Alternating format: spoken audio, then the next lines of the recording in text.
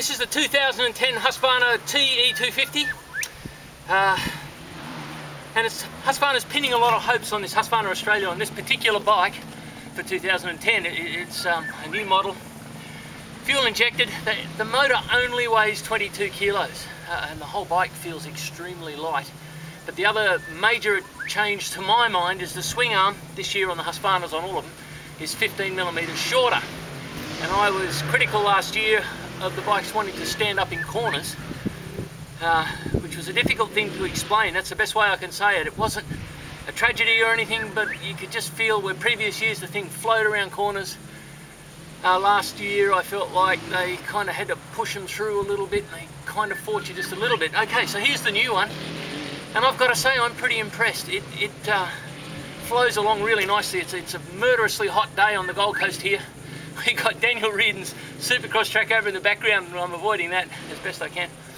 But we have quite a hard arm pumpy kind of track going here that we're punting the bikes around, and it seems to me so far that the suspension on this is probably a tad soft for a guy my weight, but it works nicely. It doesn't bottom easily, but it could probably be tuned up a little. The guys have been working the compression up and down for me, and that's going quite well.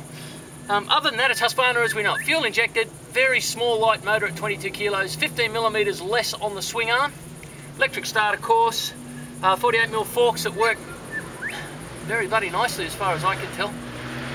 Predictably there's new settings for the shocks and forks and things like that. You can read all about that in issue 31. Meanwhile, let's see if I can get a lap going for you.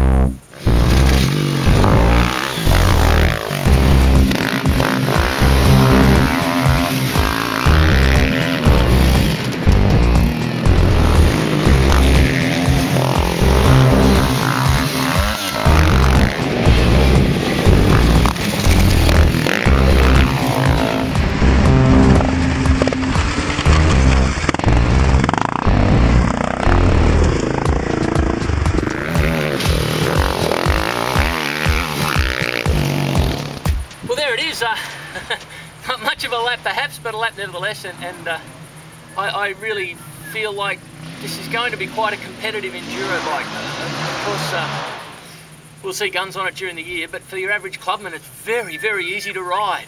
Really easy to ride. There's virtually no vibration comes through to the rider. It steers nicely, it tracks well. If the motor's not the powerhouse that you might get from the 510 or even the 450s.